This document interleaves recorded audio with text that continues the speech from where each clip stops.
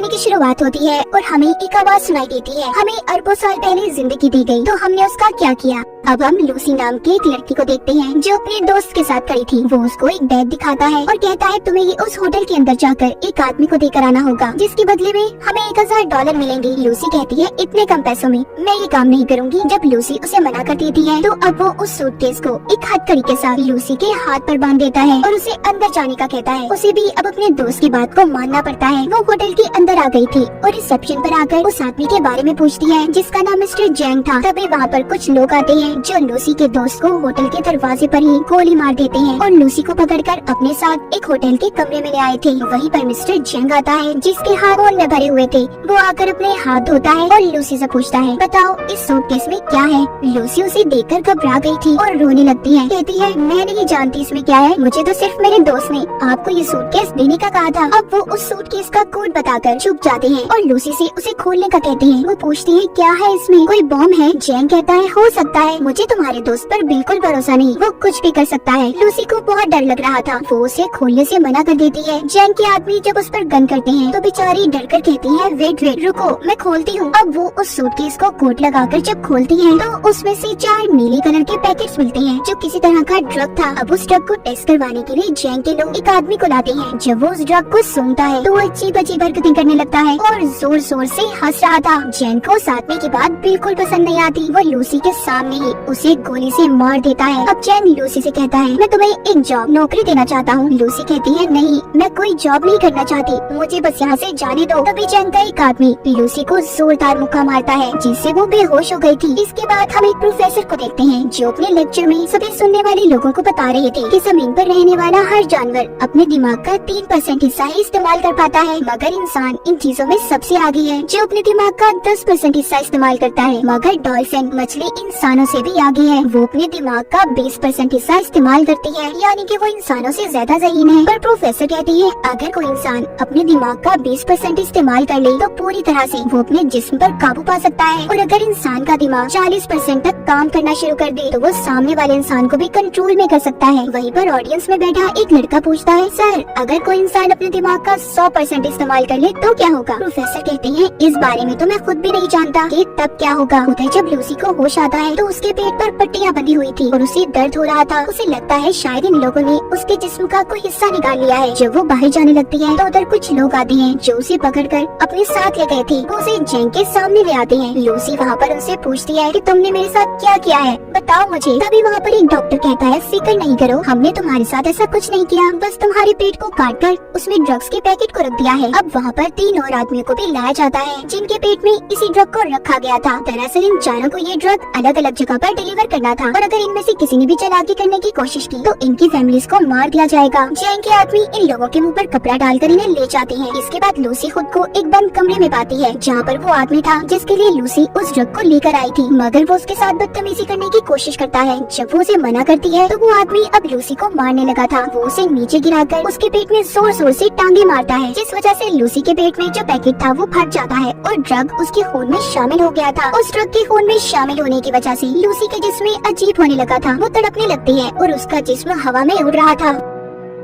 जब उसको होश आता है तो लूसी अब नॉर्मल हो गई थी, वो पहले जैसी लूसी नहीं रही थी। जब वो आदमी दोबारा से उसके पास आता है जो पहले उससे बदतमीजी करने की कोशिश कर रहा था तो अब वो उसे खूब मारती है और उस जगह से बाहर आ गई थी। वो बाहर आकर वहाँ पर सभी बैठे हुए लोगों को मार देती है। इस लड़ाई में लूसी को भी एक गोली लग गई थी, मगर वो बड़े ही आराम से उस गोली को अपने जिस्म से अपने ही हाथ से बाहर निकाल देती है। दिखने में ऐसा लग रहा था कि जैसे उसे कोई डरते महसूस हो। अब लूसी उस जगह से बाहर निकलकर कुछ और लोगों को अपनी गन से मार देती है और फिर टैक्सी लेकर हॉस्पिटल पहुंचती है जहां पर कुछ डॉक्टर एक मरीज का ऑपरेशन कर रहे थे। वो स्क्रीन पर जब उस मरीज के दिमाग को देखती है जिसके बाद उसे गोली मार देती है और डॉक्टर से कहती है कि यह आदमी वैसे भी मरने वाला था, मगर लूसी कैसे जानती थी कि वो मरने वाला है। शायद इस पर उस ड्रग का असर था और इसका दिमाग अब 20% काम कर रहा था। वो डॉक्टर पर गन करके कहती है कि मेरे पेट में ड्रग का पैकेट है, जल्दी से मेरा ऑपरेशन करो और ड्रग को बाहर निकालो। डॉक्टर गन को देखकर डर जाता है। उसके पास लूसी की बात को मानने के अलावा कोई और रास्ता नहीं था, जिसके बाद लूसी अपनी मॉम को फोन करती है और कहती है कि मॉम, मैं सब कुछ महसूस कर पा रही हूँ, ये हवा, जमीन की आवाज, अपने अंदर की आवाज, सब कुछ, यहाँ तक कि मुझे अपने बचपन की सारी बातें याद है कि कैसे मैं बड़ी हुई। लूसी अपनी मॉम से बात करती रोने लगी थी और उनका शुक्रिया करती है कि उन्होंने उसे इतना प्यार दिया। डॉक्टर अब उसका ऑपरेशन करते हैं। उन्होंने एक पैकेट को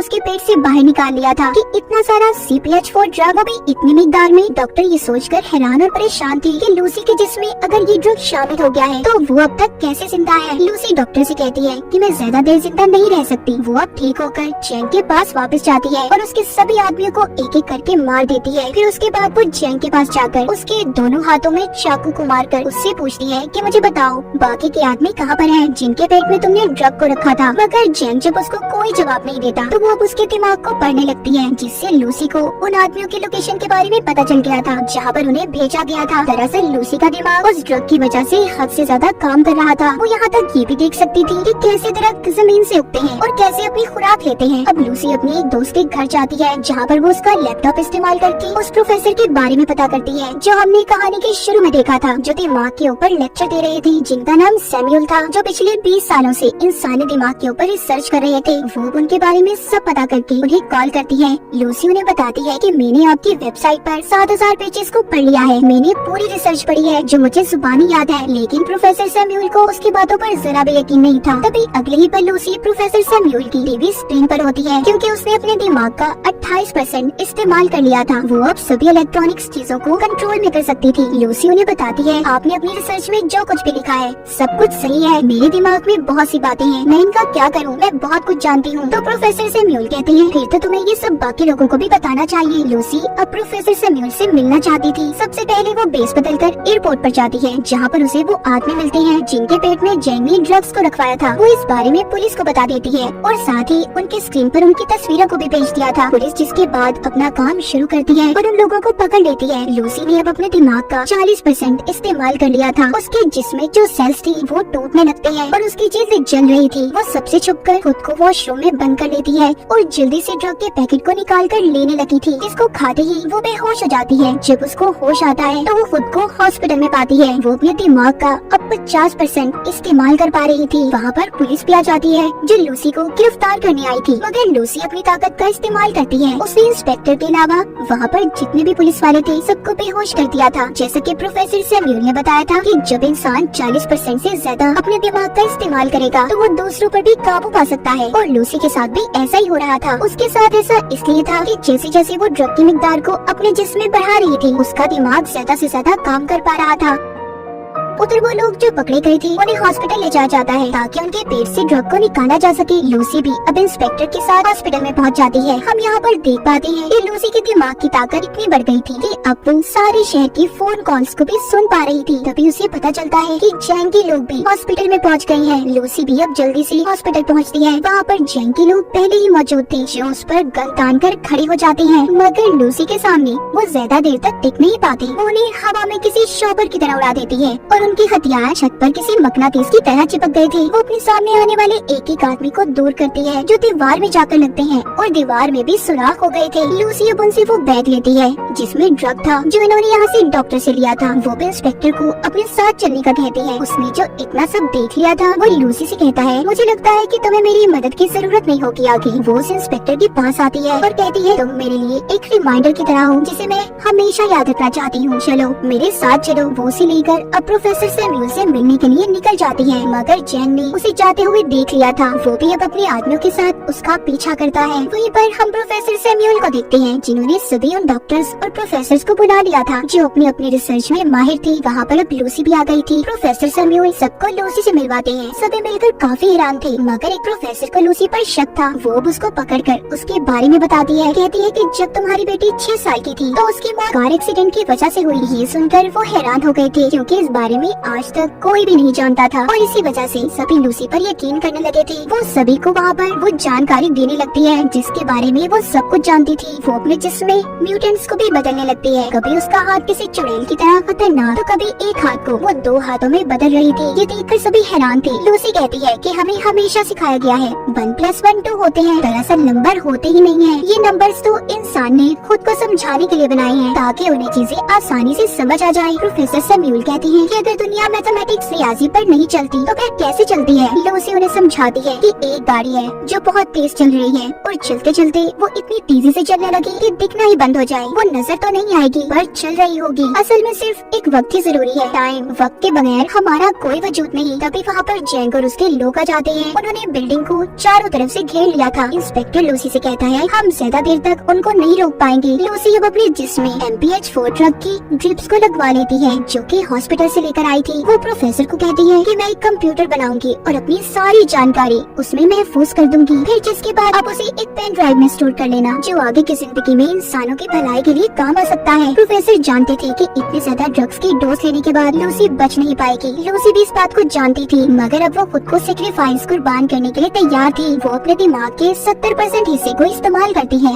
जिसके बाद वो कमरे में मौजूद सभी मेटल्स और एनर्जी का इस्तेमाल करके एक बहुत बड़ा कंप्यूटर तैयार करती है जिसके अंदर वो अपनी सभी जानकारी को स्टोर करने वाली थी। और फिर वो अपने दिमाग का 80% हिस्सा इस्तेमाल करके एक कंप्यूटर तैयार करती है जो इस तरह की नॉलेज, जानकारी को स्टोर कर सकता था। लूसी अपने दिमाग को इस हद तक इस्तेमाल कर लेती है कि वो वक्त के दूसरे हिस्से में भी पहुंच गई थी, यानी कि वो टाइम ट्रेवल भी कर सकती थी। इसके बाद वो हजारों साल पीछे जाकर जमीन पर जब डायनासोर थे वहाँ पर पहुँच जाती है। जब वो उस वक्त से थोड़ा और पीछे जाती है तो वो उस वक्त में पहुँच गई थी जब इंसान का कोई वजूद ही नहीं था, सिर्फ चंद ही एक इंसान थे मगर वो भी जानवरों के रूप में। अब लूसी वापस आती है। जैसे जैसे वो अपने दिमाग का इस्तेमाल कर रही थी उसका जिस्म गायब होता जा रहा था। जब वो 99% अपने दिमाग का इस्तेमाल करती है तो आसमान पर उस वक्त में पहुंच जाती है जब जमीन का ये हिस्सा बना था। वहाँ पर अब जैंग भी आ गया था। इससे पहले वो लूसी को मारता वो अपने दिमाग का 100% हिस्सा इस्तेमाल करके गायब हो गई थी। वहीं पर इंस्पेक्टर आ जाता है जिसने अब जैंग को मार दिया था। लूसी प्रोफेसर को आकर पेन ड्राइव देती है जिसमें उसने अपने दिमाग के सारे डाटा को स्टोर कर दिया था। इंस्पेक्टर पूछता है लूसी तुम कहाँ पर हो? तभी उसके फोन पर मैसेज आता है आई एम